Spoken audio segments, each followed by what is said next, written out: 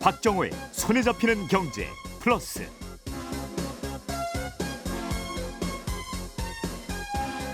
안녕하십니까, 박정호입니다. 도로폭이 급격하게 좁아지면서 차량이 정체될 때 병목 현상이라는 표현을 쓰는데요. 최근 세계 바다 곳곳에서 전쟁이나 기후 그리고 정치적인 이유로 병목 현상이 일어나고 있습니다. 자세한 내용 잠시 후 키워드 경제에서 알아봅니다. 식사 후나 당 떨어졌을 때 달달한 커피 믹스 하나 타서 마시는 분들 많으실 텐데요. K드라마와 영화 열풍을 타고 커피 믹스의 인기도 높아지고 있습니다. 하지만 정작 수출은 신통치 않다고 합니다. 왜 그런지 오늘 공부왕 이종훈에서 파헤쳐 봅니다. 1월 24일 수요일 박정호의 손에 잡히는 경제 플러스 광고 듣고 시작합니다.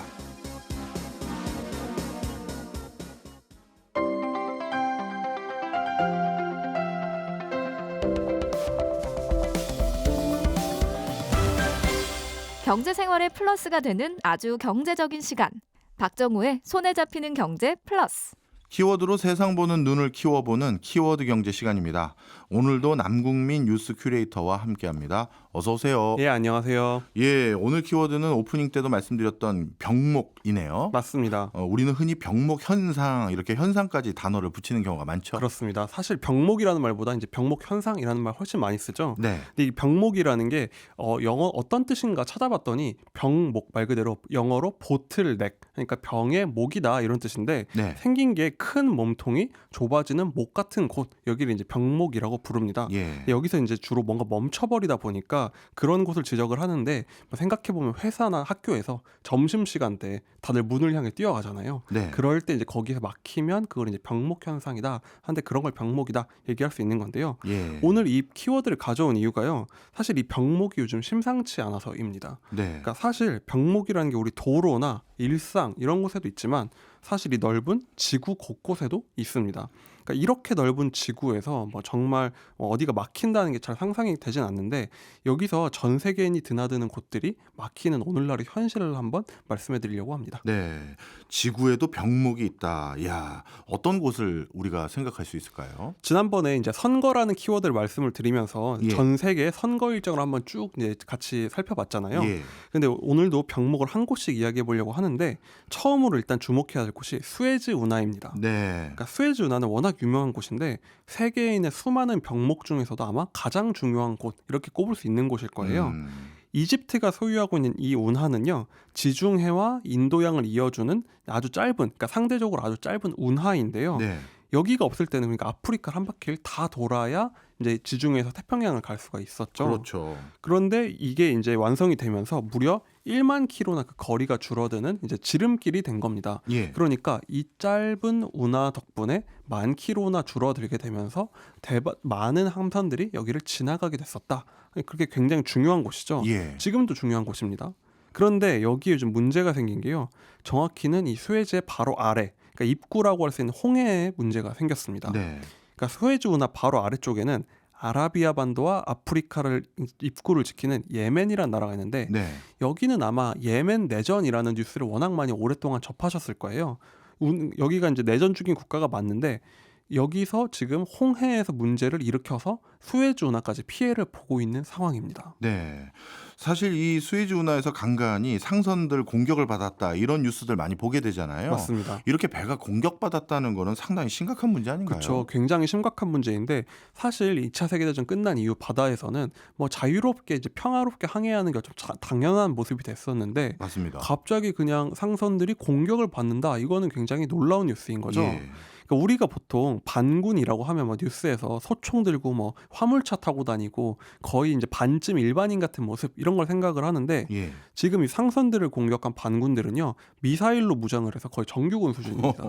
그러다 보니까 엄청나게 큰 배도 큰 타격을 입을 정도의 공격력을 갖춘 거죠. 네. 그러다 보니까 여기 이제 많은 상선들이 미사일에 명중당하는 피해를 입다 보니까 어쩔 수 없이 지금 미국과 영국까지 나서서 전혀 상관이 없는 나라인데도 공습을 할 정도로 심각한 상태가 됐고 있습니다. 네.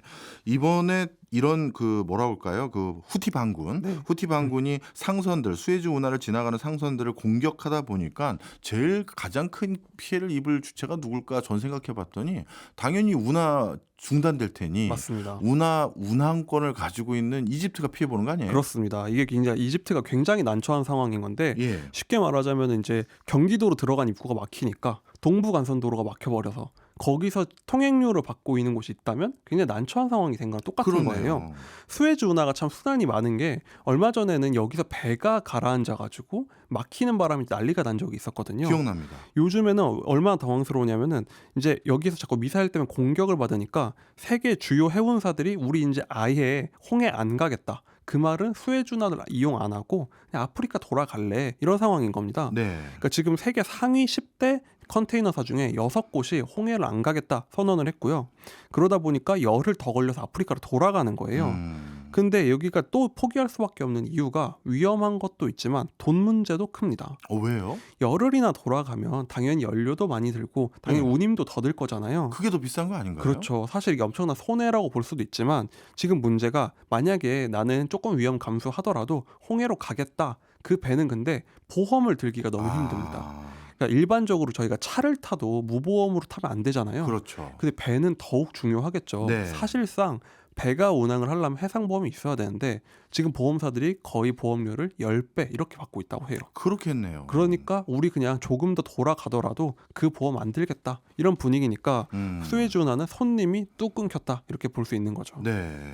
스웨즈 운하가 예를 들어서 한 척 지나갈 때마다 입장료 얼마나 받나요? 그러니까 우리가 입장료라는 게 참 재밌는 비유인데 스웨즈 운하도 입장료가 있는 거죠. 예. 여기는 보통 한 척당 평균적으로 한 3, 40만 달러 정도를 받는다고 해요. 많이 받네요. 우리 돈으로 치면 대략 5, 6억 원이잖아요. 예. 근데 큰 배들은 정말 100만 달러 넘어가는 경우도 많거든요. 그래서 이게 이집트 정부 수입의 10%를 차지하는 게 이 통행료예요. 네. 그러니까 이집트 입장에선 국가 사업인데 그 앞에 있는 반군들 때문에 파리가 날리는 상황이다. 굉장히 난처한 상황이고 또 이것 때문에 못 가는 상선들도 너무 돈이 지금 아까운 상황이 된 거죠. 네, 그렇겠네요.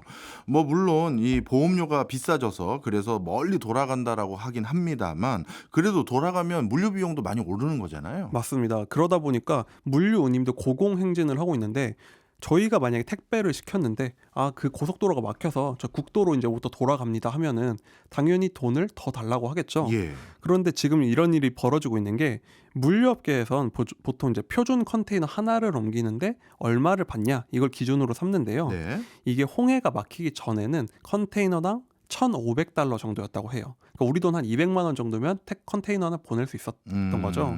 그런데 지금은 이게 3,500달러. 그러니까 우리 돈 450만 원이 된 겁니다. 2배 가까이 올랐네요. 그렇습니다. 이제 2배 이상 올라버린 건데 우리로 많이 보자면은 택배가 원래 3,000원 하던 게 7,000원이 된 거예요. 네. 이렇게 되면은 이거 비싸서 못 시키겠다. 이러다 보니까 시키게 되면은 물류비 부담 때문에 물가 인상 압박이 있고 이것 때문에 시키려던 것도 안 시키다 보니까 수요가 줄어들어서 경기에도 안 좋은 영향을 준다. 이런 걱정이 많은 상황입니다. 네, 충분히 그런 지적 나올 것 같아요. 이렇게 물류 비용이 2배 가까이 올라가면 당연히 그게 가격에 전가될 수밖에 없고 그러다가 또 문제 생길까 겁나서 아예 소비도 그러니까 주문 안 하는 사람들 또 늘어나면 그것도 경제 위축시킬 거고 이 정도면 진짜 주문하기가 겁날 것 같기도 한데요. 비용 문제도 있고 제대로 전달이나 되겠어라는 걱정도 들고 해서요. 맞습니다. 실제로 이 홍해가 막히면서 산업계도 지금 달라지는 신호가 나오고 있는데요. 대표적으로 커피 업계가 이제 큰 태풍을 맞이했습니다.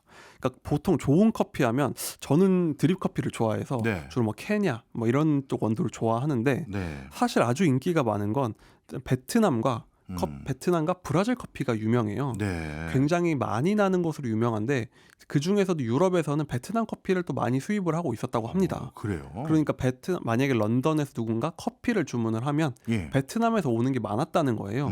그런데 방금 말씀드렸던 문제로 인해서 커피 물류비가 너무 올라버린 겁니다. 그러니까 그럼 우리 베트남 커피 말고 이제부터 브라질 커피 시킬까 하는 거죠. 네. 그러니까 베트남 커피의 수요가 지금 브라질로 옮겨가고 있다. 사실 유럽이 세계 커피 시장의 큰 손이거든요. 그러다 보니까 갑자기 베트남 커피 시장은 이제 직격탄을 맞았고 브라질 커피 시장은 호황을 맞는 그런 이제 나비 효과를 일으킨 겁니다. 예. 어찌 보면 진짜 한 그 물줄기 막히니까 대체지 찾다가 진짜 전 세계 물류 판도나 커피 시장마저도 바꿔버린 상황이 돼버리네요. 그렇습니다. 그런데 앞서 오늘 주제가 홍해가 아니라 병목이라고 말씀 주셨잖아요. 그 얘기는 다른데 병목이 일어나는 곳이 또 있다는 얘기겠죠? 맞습니다. 또 다른 병목이 있는데 파나마 운하가 있습니다. 네. 그러니까 지도를 보면 이런 병목 지역도 보면 와, 어떻게 이렇게 작은 지협 아니면 해협이 있나 싶은 부분이 있는데 이 파나마 운하가 딱 그렇습니다. 대서양과 그리고 세계에서 가장 큰 대양인 태평양 사이 그리고 남아메리카와 북아메리카 딱 사이인데 길이가 불과 80km밖에 안 돼요. 네. 이게 서울에서 천안 정도의 거리거든요. 네. 여기를 가로질른 운하가 있는데 이게 미국 동부 즉 뉴욕에서 만약에 LA로 물건을 보내면 여기를 지나가는 운하이고 만약에 저희가 부산항에서 미국 뉴욕으로 물건을 보내면 여기를 지나가야 하는 그러니까 사실 굉장히 중요한 목인 거죠. 네. 이 파나마 운하도 지금 병목 현상이 생겼으니 어찌 보면 세계 물류의 가장 중추적인 역할을 하고 있는 두 곳이 다 지금 문제가 생긴 거잖아요. 그렇습니다. 저희 그 송경제 플러스에서도 전에 한번 파나마 운하가 가뭄 때문에 물이 없어서 운하를 가동하지 못한다 이런 얘기 전해드린 바 있거든요. 그 당시 물이 다 말라버렸다라는 소식 들었어요. 맞습니다. 이게 작년부터 파나마 운하 가뭄 계속 문제가 되고 있는데 이게 지금까지도 계속 지속이 되고 있다는 게 문제예요. 이게 왜 그러냐면 수에즈 운하도 막혔는데 파나마 운하까지 막히니까 세계에서 가장 유명하고 중요한 거 두 곳이 막혔기 때문인데 네. 사실 이게 조금 파나마 운하의 구조를 이해해 봐야 되는 게 이집트는 사실 생각해 보면 평평한 사막의 땅이잖아요. 네. 그러다 보니까 운하도 그냥 평평하게 뚫려 있습니다. 예. 근데 파나마 운하는 말 그대로 배가 산으로 가는 운하거든요. 예. 물을 채워서 꼭대기에 있는 호수까지 배를 올리는데 이 과정에서 그 물이 2억 리터 정도 들어간다고 해요. 배 한척을 할 때. 그러니까 하루 수십억 리터를 쓰는데 문제는 여기에 물이 채워지질 않고 있어서 예. 운하 가동이 지금 제대로 되지 않고 있다는 거죠. 네, 이게 엘니뇨 현상 때문에 가뭄이 많이 들다 보니까 이런 일이 있다고 하던데 예전처럼 배들이 자유롭게 다니기 진짜 앞으로 점점 힘들어지는 건가요? 아니면 이게 일시적인 현상이라고 봐야 될까요? 물론 말씀하신 그런 기후 현상 때문에 잠시 일어난 일인 것 같기도 하지만 네. 사실 지금 전 세계적으로 가뭄 문제 이런 게 굉장히 심각해지고 있잖아요. 파나마 운하에서 그러다 보니까 막은 건 아니지만 지나다니는 배의 수를 계속 통제를 하고 있습니다. 예. 정상적일 때 보통 30여 척을 통과시켰는데 지금은 한 20여 척까지 대폭 줄였고 이게 작년부터 계속 지속되고 있어요. 예. 그러다 보니까 이게 만성적으로 통행량을 줄이게 되는 거 아니냐 하는 걱정도 있고요. 그리고 그러다 보니까 이 앞에 지금 대기줄이 생겼습니다. 네. 저희가 이제 맛집 들어갈 때 줄 생기는 것처럼 이 파나마 운하를 쓰려고 수백 척의 지금 배가 그 앞에 서 있다는 거예요. 근데 사실 이런 물류는 시간이 돈이잖아요. 그렇죠. 여기서 지금 1, 2주 정도 서 있다 보니까 굉장히 물류도 막히고 파나마 운하 수입도 줄어들어서 파나마도 난처한 그런 예. 상황이 되고 있는 겁니다. 그러면 여기는 뭐 예를 들어서 수에즈 운하 아까 돌아간다고 얘기해 주셨잖아요. 네. 그러면 여기도 저 밑에 칠레, 뭐 아르헨티나 이쪽 밑으로 해서 쭉 돌아가면 안 됩니까? 사실 거리가 좀 멀어서 그렇지 아프리카도 엄청 길기지만 돌아가고 있잖아요. 예. 그런데도 사실 이 파나마 운하를 대체하기가 참 쉽지 않다 이런 얘기가 많은 이유가요. 네. 미국 동서부 기준으로 일단 얼마를 더 가느냐 그 길이만 봤을 때 일단 12,000km가 되니까 네. 아프리카 돌아가는 것만큼 멀리 가야 되고 음. 시간도 걸리는 것도 있지만 네. 문제는 남미 끝 바다가 정말 악명이 높기로 유명합니다. 왜요? 이 바다가 요즘 세상에 뭐 못 가는 바다가 어딨냐 하지만 이 남미 끄트머리가 사실 남극과 마주보고 있거든요. 예. 그리고 여기가 그래서 마젤란 해협이라는 곳인데 네. 워낙 바다가 거칠고 험하기로 유명합니다. 음. 그러다 보니까 이 선원들도 정말 긴장하는 바다라고 해요. 그러니까 파나마 운하를 가능하면 가고 싶은 곳인 거죠. 그러니까 예. 위험 감수도 해야 되다 보니 파나마 운하에 그 막힌 게 더 절실한 상황인 거죠. 그렇군요. 사실 수에즈 운하도 운하가 이제 하나라고 우리가 수에즈 운하라고 부르지만 두 개가 있거든요. 네. 그런데 파나마 운하도 뭐 위에 하나 더 뚫으면 안 되는 거예요? 사실 저희가 고속도로 막히면 네. 하나 더 놓자 이런 얘기 하잖아요. 그렇죠. 뭐 기차도 복선화 이런 거 하고 예. 그런 생각을 옛날부터 해서 실제로 추진이 되고 있었던 게 있는데 예. 파나마 운하 조금 위로 가면은 니카라과라는 나라가 있는데 네. 여기에 운하를 하나 더 뚫자라는 얘기가 정말 나온 지 오래됐습니다. 여기는요 상대적으로 평지가 많고 또 강도 흘러서 그냥 그 강을 따라 들어가다가 호수로 들어간 다음에 바다로 가는 것만 조금만 뚫으면 되니까 생각보다 길이는 더 길어져도 공사하기 쉽겠다 이런 생각을 오래 했거든요. 그렇겠네요. 근데 딱 이렇게 딱 구미가 당기는 사업이잖아요. 딱 예. 들어가 봐도. 그런데 여기에 점 찍은 나라가 있으니 그게 바로 중국입니다. 아, 정말 딱 이런 얘기 할 때마다 참 빠지지 않는 나라 중에 하나인데. 그렇네요. 사실 파나마 운하의 관리 감독 권한을 거의 실질적으로 미국이 가지고 있으니 그렇죠. 중국이 다른 루트를 가지게 되는 거 미국이 좋아하지 않겠는데요. 맞습니다. 이게 사실상 이 미국의 지름길 같은 곳인데 그렇죠. 그걸 중국이 만약에 차지하게 된다라고 하면은 미국 입장은 차라리 없는 게 낫다라고 그렇네. 생각할 수가 있겠죠. 그래서인지 이 니카라과 그 운하 사업은 굉장히 강력하게 추진이 되다가 어느새 흐지부지 돼서 지금은 사실상 쏙 들어간 그런 상황입니다. 지금은 대안이 파나마 운하 말고는 아직까지 없는 상황이군요. 그렇습니다. 혹시 우리나라 근처에도 이런 병목 현상을 걱정해야 될 곳이 있습니까? 그래서 자연스럽게 우리의 이제 주변에 마지막 병목으로 가려고 하는데 네. 바로 대만 해협입니다. 대만 해협이요? 여기는 사실 많은 분들이 그런 병목이다 생각을 많이 못 하고 계실 거예요. 예. 우리한테는 뭐 중요한 병목 꼽으면 보통 수에즈나 파나마우나 뭐 말라카 해협 이런 거 정도가 생각이 나는데 예. 사실 우리 입장에서만 하나를 꼽자면 이 대만 해협이라고 할 수 있습니다. 그러니까 사실 운하는 워낙 좁고 세상에 많지 않으니까 잘 네. 알려져 있지만 이 대만 해협은 많이 간과되고 있는 중요한 지름길인 거죠. 예. 여기가 왜 병목이라고 딱 생각하신 거예요? 우리나라는 많은 사람들이 수출로 먹고 사는 나라 이렇게 얘기를 하잖아요. 예. 그러니까 이거는 수출로 돈을 번다는 의미이기도 하지만 우리는 정말 문자 그대로 수출로 먹고 또 입고 하고 있거든요. 예. 특히 에너지나 식량을 거의 다 수입을 하고 있잖아요. 예. 전량 수입이죠, 뭐. 그렇죠. 근데 사실 이런 수입 물자의 거의 절반, 약 45%가 지나가는 곳이 바로 이 대만 해협입니다. 네. 이 대만 해협이 생각보다 굉장히 좁은 바다거든요. 네. 그런데 여기로 우리가 중동에서 사온 원유의 80%가 오는 거예요. 그러니까 우리 입장에서는 굉장히 목숨줄이다 할 수 있는 곳이고 네. 일본 입장에서도 굉장히 중요한 곳인 거죠. 그렇네요. 양안 관계의 긴장이 높아지면서 자연스럽게 이쪽 지역도 문제 생기는 거 아니야? 이런 우려 높아지겠는데요. 그렇죠. 사실 대만 문제를 보면서 너무 부담스러운 사건이기도 하고 우리랑 좀 거리가 있는 나라니까 우리가 뭐 직접적인 관련이 있나 그렇게들 많이 생각을 하잖아요. 근데 사실 이런 관계를 보면 굉장히 직접적으로 심각한 문제가 될 수 있다는 거죠. 그러니까 대만 문제에 대한 시각이 우리와 서방이 미묘하게 다른 부분이 이런 건데요. 미국 쪽 외신들을 보면 대만 문제를 얘기하면 반드시 반도체 얘기를 합니다. 즉 이 사람들의 고민은 대만의 앞날 이런 것도 있겠지만 대만산 반도체 못 쓰면 어떡하나, TSMC 반도체를 못 쓰면 어떡하나 하는 걱정을 하는 거죠. 네. 그러다 보니까 사실 대만 해협 자체의 중요성은 상대적으로 덜 부각돼 있는데 우리 입장에서는 이 대만 해협이 막히게 된다면 정말 직격탄을 맞고 심각해지는 거예요. 그래서 최근에 뭐 보도가 된 건데 외신에 따르면 두 나라가 대만과 중국이 전쟁을 하면 세계 그 중에서 가장 많이 피해를 입는 게 대만을 빼고 중국보다도 우리가 GDP가 더 많이 깎인다. 이런 보도도 나왔잖아요. 이게 사실은 대만 해협 때문에 생긴 문제인 겁니다. 네.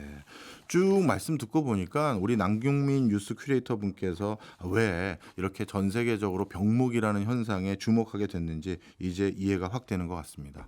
오늘 전 세계가 어떤 상황에 처해져 있는지 병목이라는 한 단어로 제대로 배운 것 같습니다. 지금까지 남국민 뉴스 큐레이터였습니다. 고맙습니다. 감사합니다.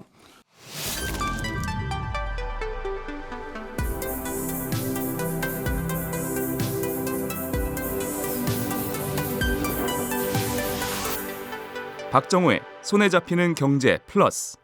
궁금하지만 공부하기 귀찮은 분들을 위해 대신 공부해 드립니다. 공부왕 이종훈. 오늘도 이종훈 작가와 함께합니다. 어서 오세요. 안녕하세요. 야, 오늘 주제 너무 재밌을 것 같아요. 왜요? 왜냐하면 일상에 가장 친숙한데 네. 솔직히 뭘 제대로 알지 못해요. 이거에 대해서.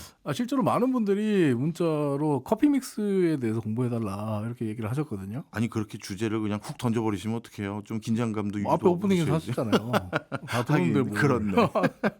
야, 커피 믹스. 근데 좀 많은 분들이 요청하셨는데 예. 이제서야 하게 된 점은 정말 사과드리고요. 예. 또 대한민국 특허청이 발표한 대한민국을 빛낸 10대 발명품 중에 무려 5위에 해당하는 이 와. 커피 믹스를 이제야 다룬다는 게 좀 죄송합니다.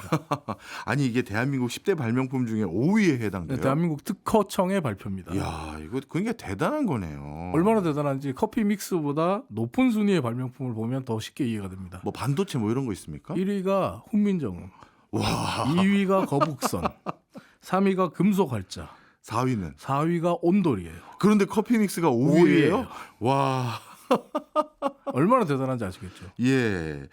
그러면 당연히 이 질문을 안 드릴 수가 없네요. 오늘은 커피 믹스는 언제 누가 처음 만들었습니까? 뭘 오늘입니까? 매번 하시는 아니, 질문이잖아요. 이번에는 진짜 궁금해요. 왜냐하면 훈민정음, 거북선, 금속활자 나름 대충 감은 있는데 네.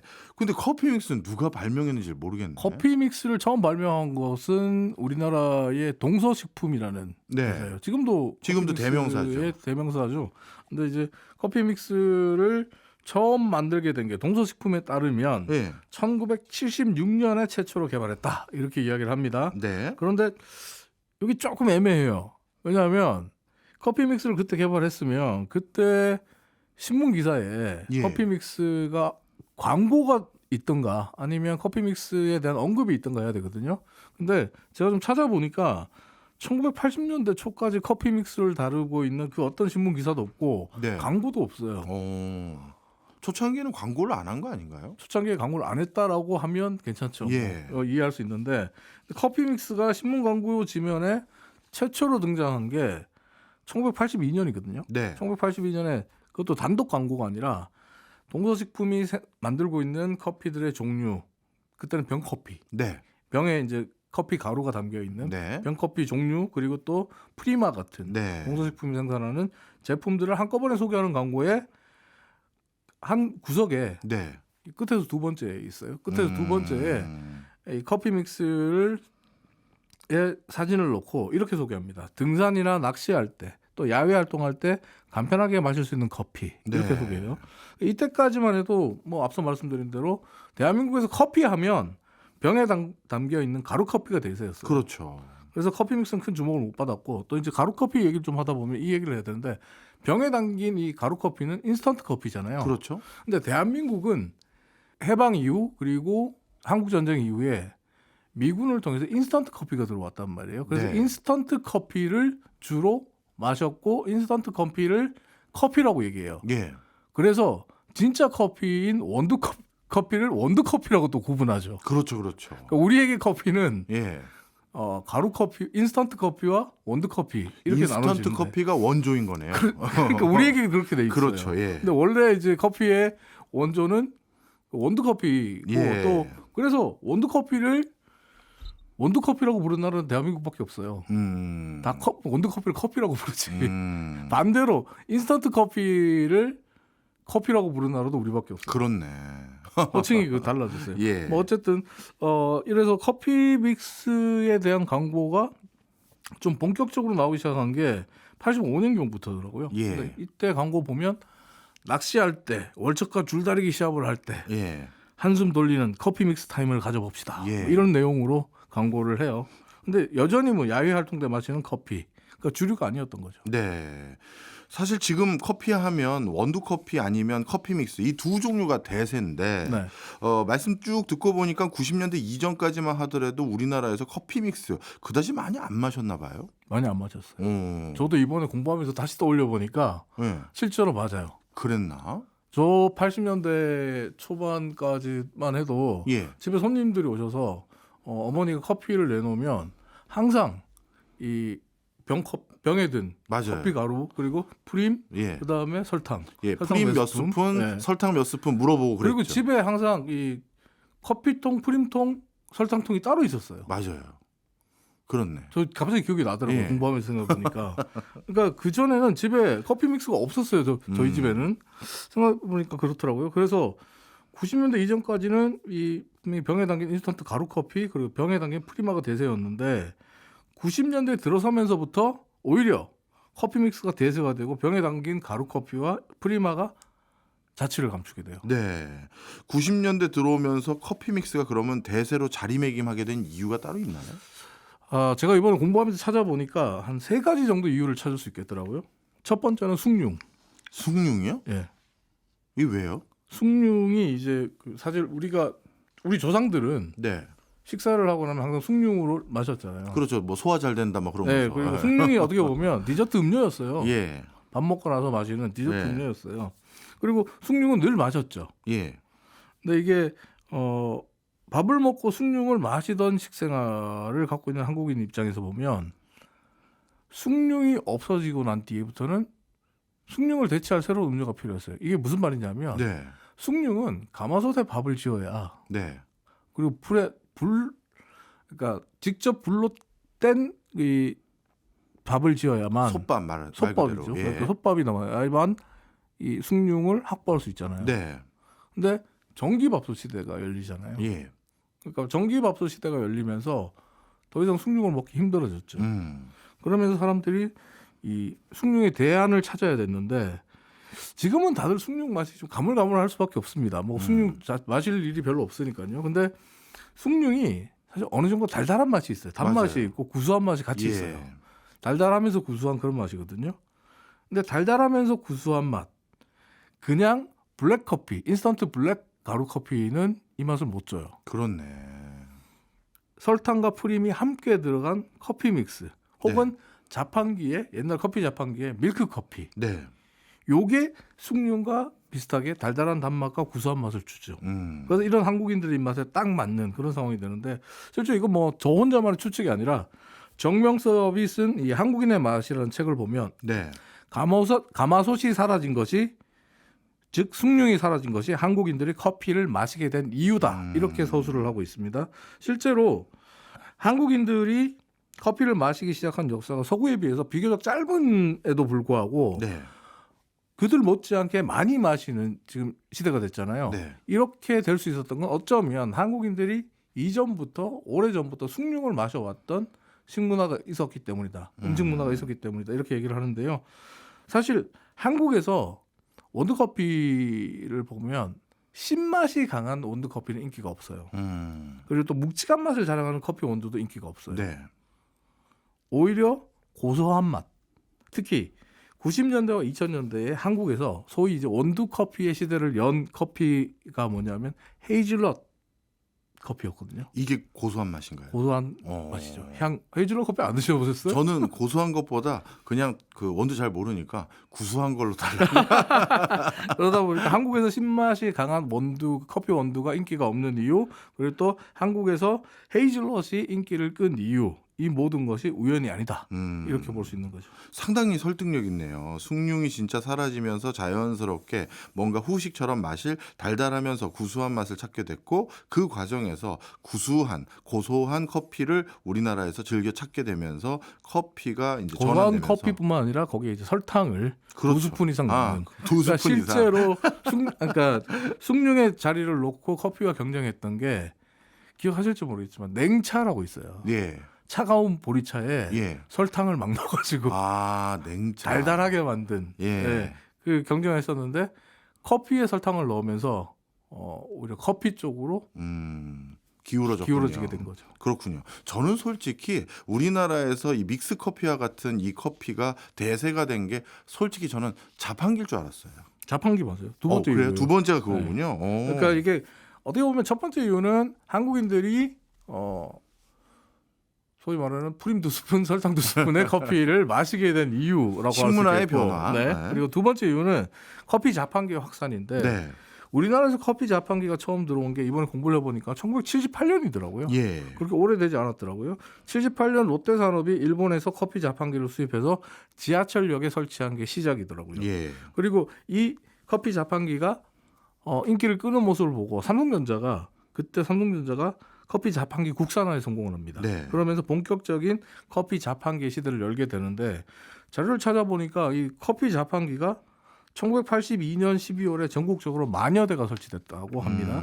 그리고 80년대 후반에 이르면 전국적으로 커피 자판기 숫자가 150,000여 대로 늘어난다고요. 정말 폭발적인 성장을 했다고 볼 수 있는데 심지어 90년대가 오면 91년 한 해에만 50,000여 대의 커피 자판기가 신규로 설치됩니다. 한 해만요? 예. 와. 이런 폭발적인 성장세는 90년대 중반까지 쭉 이어지면서 커피 자판기는 8, 90년대 대한민국 어디를 가나 어디에서나 쉽게 볼 수 있고 쉽게 접할 수 있는 접근성이 굉장히 용이해지는 상황이 됐죠. 예. 그러면서 대한민국 직장인들과 대학생들은 아침에 직장에 출근하거나 아니면 학교에 도착해서 100원짜리 동전 하나 들고 커피 자판기 앞에서 커피 뽑아 마시고 네. 또 점심 먹고 나서 혹은 휴식 시간에 누군가와 이야기를 할 때 항상 자판기 커피가 담긴 종이컵을 손에 들고 있는 풍경을 네. 연출하게 된 거죠. 네. 그 시절 보내셨잖아요. 그럼요. 잘 근데 아실 거 아니에요. 솔직히 100원 아니고 저는 50원 때부터. 네, 맞아요. 50원, 100원. 50원을 기억하시는군요. 예, 50원 넣었었고요. 50원, 100원, 150원, 200원 이렇게 올라갔거든요. 예. 모 대학교에서는 이 50원 하던 커피 자판기를 학교에서 100원으로 올린다니까 네. 학교 안에 있는 모든 커피 자판기를 학생회에서 부셔버려서 난리가 난 적도 원래 있어요. 그럴 때는 대자보를 써붙이고 항의를 하는데 그렇게 아주 강력하게. 강력하게 항의를 한 거죠. 근데 네. 그 시절 보내보셨으니까 잘 아시겠지만 네. 그 시절 커피 자판기에서 가장 인기가 많았던 음료가 뭐예요? 밀크 커피. 밀크 커피. 예. 블랙 커피 들어가 있었거든요. 있는. 네, 안 블랙 커피, 먹습니다. 율무차도 있었잖아요. 율무차도 있지만 안 먹습니다. 사실 이 율무차도 재밌는 게 80년대에 들어서면서 서울시와 정부가 커피와 같은 커피 자판기 같은 음료 자판기에 네. 국산차와 네. 외제차의 비율을 1대1로 세라라고 해서 아. 커피, 국산차 이렇게 그랬군요. 그래서 그러니까. 생강차도 있고 그랬구나. 맞아요. 아. 그래서 그렇게 된 거예요. 율무차를 그래서 예. 많이 마실 수 있었던 이유인데 어쨌든 한마디로 그 시절에 대한민국 사람들은 남녀노소 할 거 없이 커피 자판기에서 뽑는 밀크 커피 맛에 길들여지게 된 겁니다. 네. 근데 지금 시중에 나오고 있는 인스턴트 커피들 중에서 밀크 커피와 가장 가까운 맛을 갖고 있는 인스턴트 커피 뭐죠? 바로 커피 믹스군요. 커피 믹스죠. 설탕과 아. 프림이 커피 봉지에 같이 들어있는 커피 믹스죠. 네. 쭉 얘기 들어보니까 옛날 생각도 나고 그런데 커피 자판기도 요즘 주변에서 잘 안 보이는 것 같아요. 안 보여죠. 예. 네. 이게 이 IMF라고 부르는 경제 위기 그리고 커피 믹스 때문에 커피 자판기가 오히려 사라지게 됐어요. 커피 자판기 때문에 예. 커피 믹스가 대세를 형성하게 되고 예. 그리고 또 아이러니하게 커피 믹스 때문에 커피 자판기가 사라지게 되는 현상이 생기는데 이게 커피 믹스가 한국에서 대세로 자리 잡는 세 번째 이유와도 연관이 있는 부분입니다. 네. 90년대에 전국적으로 수십만 대의 커피 자판기가 보급됐다 이렇게 말씀드렸잖아요. 예. 근데 이 말은 중소기업들이 커피 자판기를 많이 만들었다는 이야기이기도 합니다. 예. 그러니까 사실 커피 자판기를 만드는 데 특별한 기술은 필요 없어요. 예. 그래서 8, 90년대 중소기업들이 너도 나도 커피 자판기를 만들어서 보급을 했고 경쟁 또한 치열한 일종의 레드오션 시장이었어요. 예. 레드오션 시장이라는 건 이문이 그렇게 크지 않다는 거죠. 근데 하지만 IMF가 터지면서 기업들이 줄도산하는 상황이 오고 그러면서 커피 자판기를 제조했던 중소업체들도 역시 줄줄이 무너지게 됩니다. 네. 여기에 IMF 경제 위기라는 이 초유의 사태를 맞이한 개인들 역시 위기 의식을 느끼게 되죠. 주머니 사정이 또 악화됐죠. 그러다 보니 직장인들과 대학생들에게 100원짜리 동전 하나도 이제는 아껴야 되는 소중한 돈이 된 거예요. 아. 그러니까 아껴야 된다라는 생각이 강하게 든 거죠. 예. 그래서 예전에 커피 자판기에서 커피 2잔 뽑아 먹을 거 한 잔 뽑아 먹다가 아예 안 뽑아 먹게 되는 거죠. 네. 자판기에서 밀크 커피를 뽑아 먹는 것보다 커피 믹스 봉지를 사가지고 직접 타 먹는 게 돈을 더 절약할 수 있으니까 그 방법을 선택하자라는 인식이 널리 퍼지게 되는 거예요. 네. 그리고 대한민국이 실제로 IMF의 관리 체제에 놓여 있었던 시기가 1997년 12월 3일부터 2001년 8월 23일까지인데요.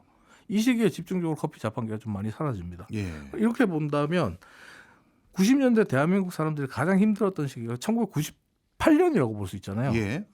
그런데 믹스 커피 믹스는 정확히 98년부터 2005년까지 매년 큰 폭으로 성장해서 지금의 커피 믹스 시대의 호황기를 맞이하게 됩니다. 그렇군요. 어찌 보면 경제적인 선택 과정에서 커피 믹스가 자판기를 대체했다 이렇게 대체제죠. 보는 거군요. 자판기의 밀크 커피의 대체제로 아. 커피 믹스가 나온 게 된 거죠. 맞아요. 예전에 경기 좋을 때는 선배님이 잔돈 쭉 주면서 야 이걸로 니네 하나씩 뽑아 먹어 했는데 이제 그 돈도 이제 슬슬 그렇죠. 부담되는 수준이 된 거니까. 누군가가 이렇게 사주는 커피 자판기 밀크 커피를 먹기가 힘들어지는 거죠. 맞아요. 자 그런데 98년도부터 커피 자판기 대신 커피 믹스 봉지가 인기를 끈 거는 이해가 됐는데요. 네. 그런데 말씀 주시기를 2005년까지 큰 폭으로 성장했다라고 해주셨는데 2005년이면 IMF 외환위기 끝나고도 좀 끝났죠. 상당히 기간이 지난 데인데 왜 이때까지 쭉 성장을 했을까요? 앞서 말씀드린 대로 커피 자판기를 만드는 회사들이 도산하면서 예. 커피 자판기 보급이 90년대 초반처럼 활발하게 일어나질 않았어요. 예. 그래도 커피 자판기가 있는 곳이면 2000년대 중반이 되면 사람들이 커피 자판기 앞에 갈만 하거든요. 네. 그런데 그렇지 않았던 이유가 이 냉온수기 때문에요. 냉온수기요? 냉온수 정수기. 예. 지금 우리 정수기 물통 이렇게 넣는 정수기 보면 예. 파란색, 빨간색 버튼이 있잖아요. 그렇죠. 그 빨간색 버튼 누르면 온수가 나오죠. 뜨거운 물이 나오잖아요. 아, 옛날은 이 온수가 안 나왔거든요. 네.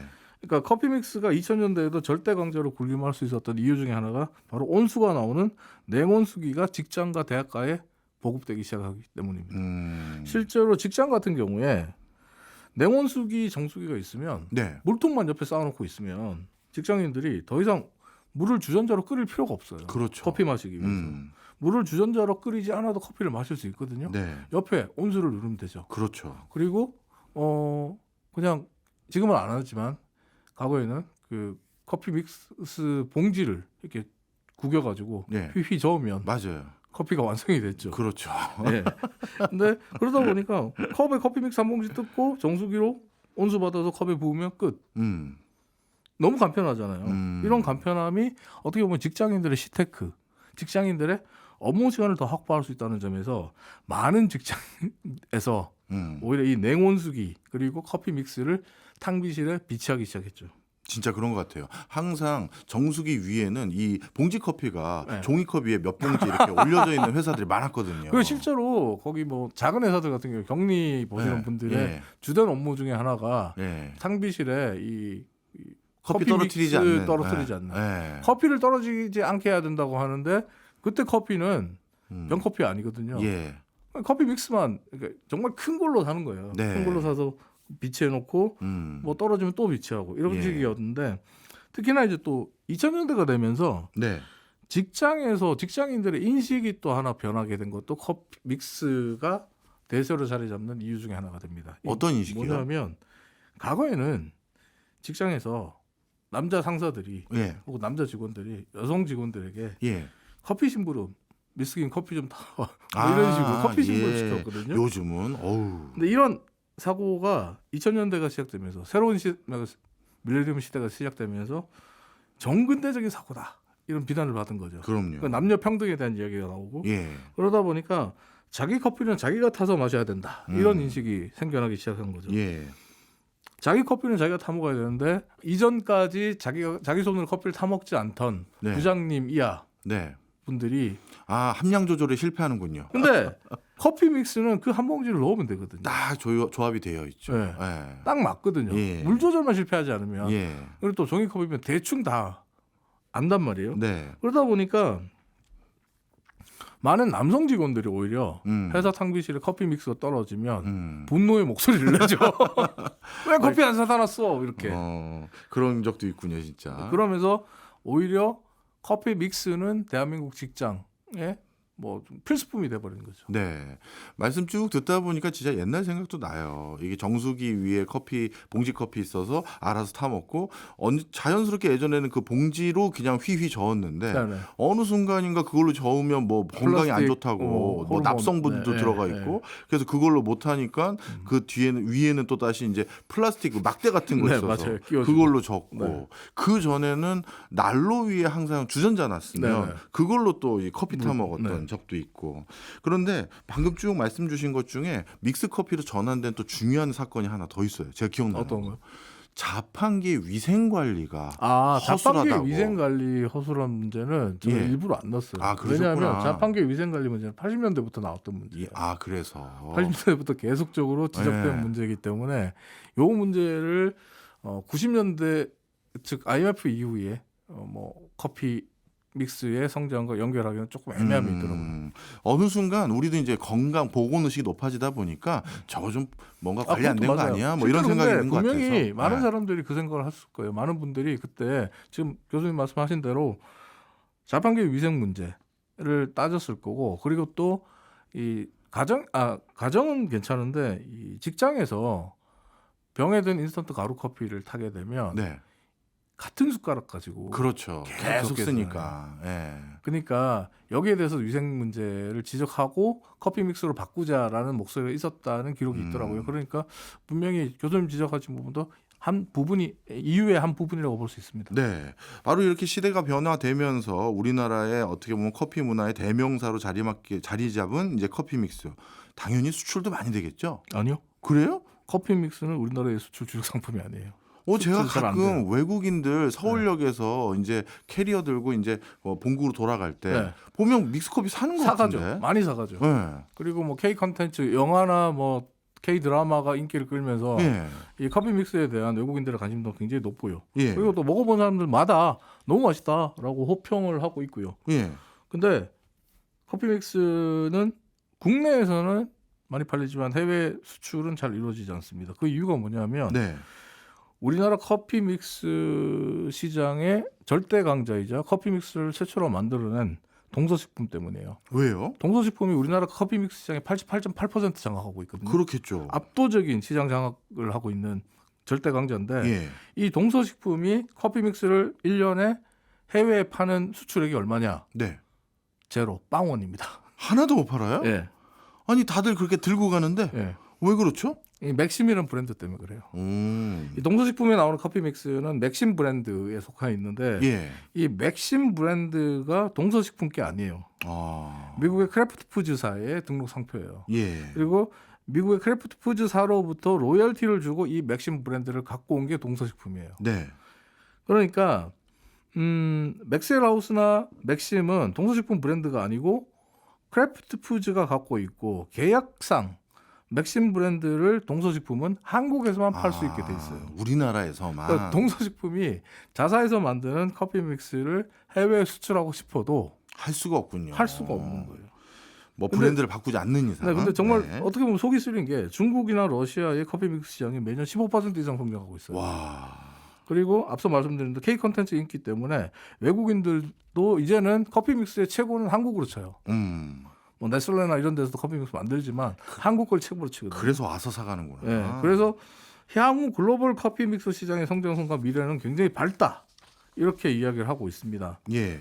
근데 동서식품은 하나도 못 팔아요. 아깝네요. 대신에 예. 커피 시장의 후발주자인 남양유업이 2010년부터 커피 믹스를 수출하고 있고 인디아에서 또 자사의 커피 믹스를 몽골 전역에 판매하는 등 다른 업체들이 후발주자들이 커피 믹스 시장에 많많이 도전장을 내밀고 수출을 하고 있는데 그렇군요. 수출 정보에 따르면 커피 믹스를 포함한 조제 커피의 수출액이 작년에 3억 2,994억 달러, 전년 대비 4.7% 증가하고 있다고 해요. 네. 3억 달러가 넘는 이 시장이지만 수출 시장이지만 네. 정작 국내 시장의 절대 강자인 동서식품은 수출을 못 하고 있는 이상한 구조가 또 그렇네. 커피 믹스 시장에 있더라고요. 이름 하나 정할 때도 정말 나중에 어떻게 될지 모른다고 심사숙고해야 될 것 같아요. 근데 네. 그때는 어쩔 수가 없어요. 동서식품이 커피를 국내에서 생산하기 위해서는 맥심이라는 브랜드가 필요했고 네. 크래프트와의 손잡는 게 필요했었어요. 요 알겠습니다. 얘기는 나중에 다시 해드릴게요. 예, 예. 네. 커피 믹스 오늘 통해서 저는 다시 한번 이런 생각을 갖게 됩니다. 경제와 무관한 현상은 아무것도 없구나. 이 믹스 커피, 봉지 커피가 탄생하는데도 이렇게 철저히 경제적인 맥락 속에 있는지 몰랐습니다. 덕분에 제 코너가 계속 유지되는 거 아니겠습니까? 그렇네요. 지금까지 이종훈 작가였습니다. 고맙습니다. 감사합니다. 괜찮아 네가 없는 나도 괜찮아 지금 나가고 있는 노래는 어반자카파의 커피를 마시고입니다. 오늘 믹스커피 소개받아서 그래서 선곡해봤습니다. 박종호의 손에 잡히는 경제 플러스는 내일 저녁 8시 5분에 다시 찾아오겠습니다. 오늘도 고맙습니다. 이렇게 오늘처럼 비오는